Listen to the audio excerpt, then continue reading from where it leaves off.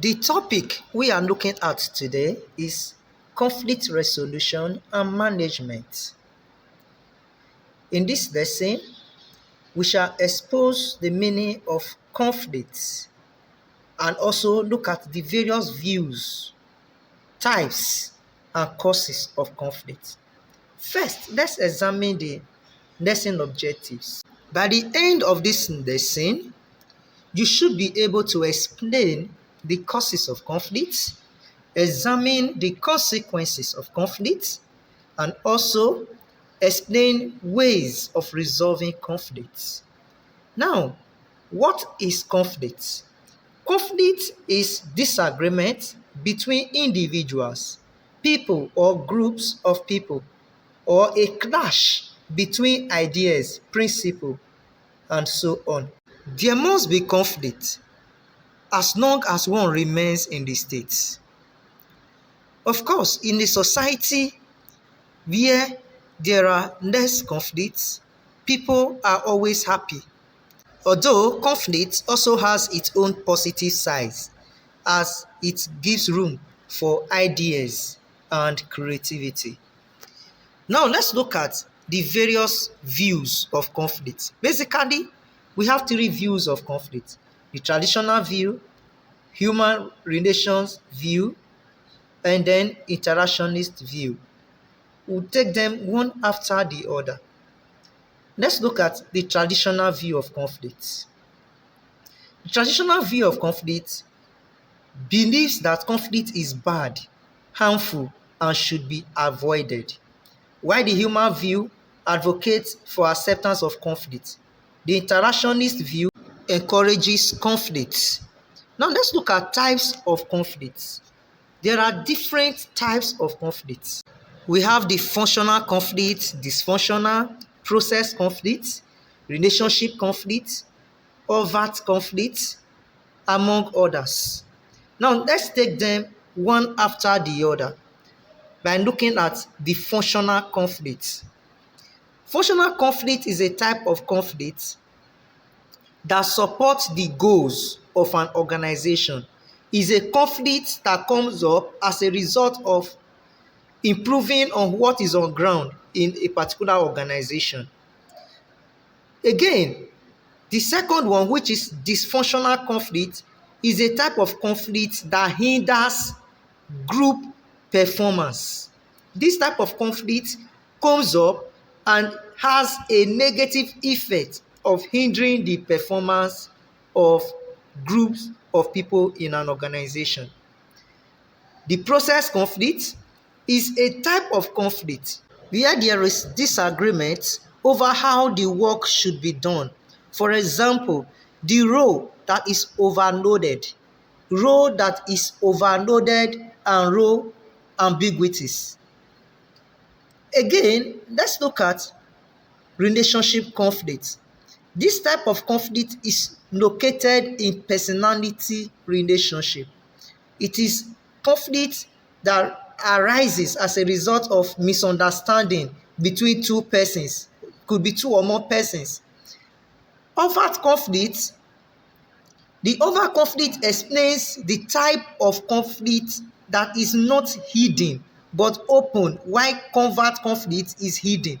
The overt is a conflict that is not hidden. Covert is a conflict that is what? That is hidden. Let's look at causes of conflict. There are different causes of conflict. There are so many causes. So many things can lead to causes and disagreement between two or more people. What are these various causes? One of the various causes of conflict is limited resources. For example, in the areas of equipment, finance, facilities, etc., in a particular organization, there could be conflict due to the limited and inadequate resources. Another cause of conflict is perceptual differences. This entails display of different attitudes, values, or even perceptions of individuals to issues.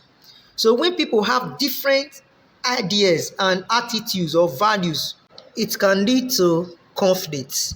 Now let's look at another cause, which is disagreement. Individuals with different goals, needs, priority, and interest can bring about disagreement in an organization over policy issues or objectives. So people can disagree because of differences of goals. Another cause is organizational structure. Poor, inadequate, or not properly defined organizational structure can cause conflict. When there is no properly defined organizational structure, then conflict is inevitable. Another cause is leadership tussle. Of course, people want to lay hold to leadership. They want to lay hold to power. And as a result, there is bound to be clashes between two or more persons in an organization. Again, there is poor or ineffective communication. If the process through which information, message get to workers in an organization is defective, conflict is bound to occur. When there is a break in communication, then there will be conflict. Again, we have self or personal interest. When individual interests are in contrast with that of the group, then expect conflicts. When there is clash, disagreement or conflict could come up. Let's look at consequences or effects of conflict. Of course, when we talk of consequences or effects of conflict, they could be positive or negative. There are positive consequences or effects of conflict. One of the effects of conflict is that it makes room for creativity. Conflict brings about creativity in an organization or group. When people disagree, then ideas are generated. It gives room to ideas. Again, conflict brings about innovation. It introduces changes. It brings about new ideas for innovation. So conflict is not bad after all. It has its own positive impact in an organization. Again, there is goal setting. Conflict helps in goals that can be achieved within a possible time. When people disagree, it leads to setting of goals. Also, another effect of conflict is expansion of resources. Financial, material, and human resources are expanded when there are conflicts. Again, conflict brings up or leads to machinery for dialogue. Conflict helps to keep in place machinery for dialogue and mediation, as conflict is inevitable. So every organization knows that conflict is inevitable. So there are always committees for that purpose. Another effect of conflict is that it helps in redesigning the organizational structure of the organization, which is a potential source of conflict. So when there's conflict, there is bound to be redesigning of the organizational structure. And let's look at conflict resolution. What does conflict resolution mean?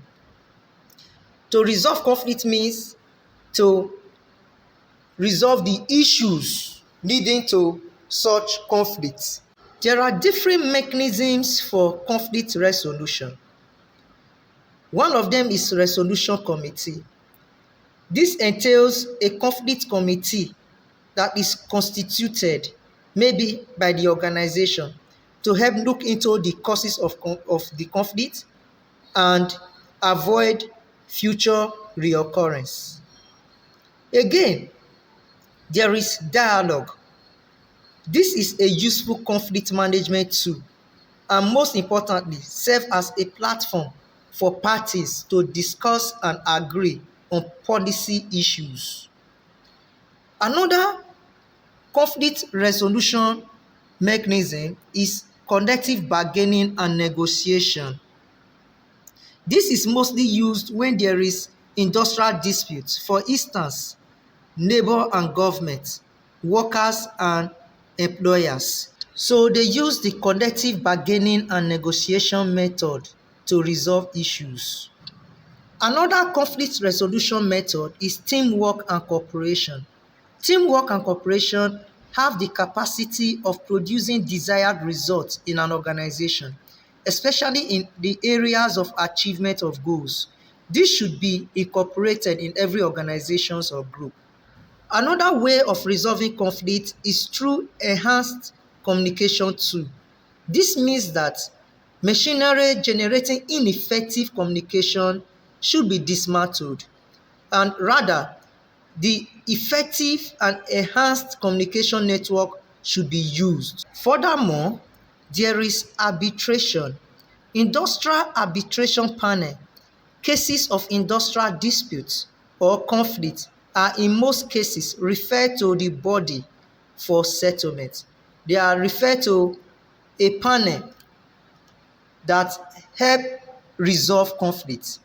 Also, we have tolerance. Parties in conflict should be able and should be told of the inevitability of conflict and the necessity for tolerance. They should be able to tolerate one another. In conclusion, there are so many methods of resolving conflict, but we should try as much as possible to tolerate one another. We should also try and mediate between people whenever conflict arises instead of folding our arms. For your assignment, you are expected to 1. Explain the meaning and causes of conflict. 2. Examine the consequences of conflict. And 3. Explain ways of resolving conflict. Do this in your notes until we meet again in our next class. Bye.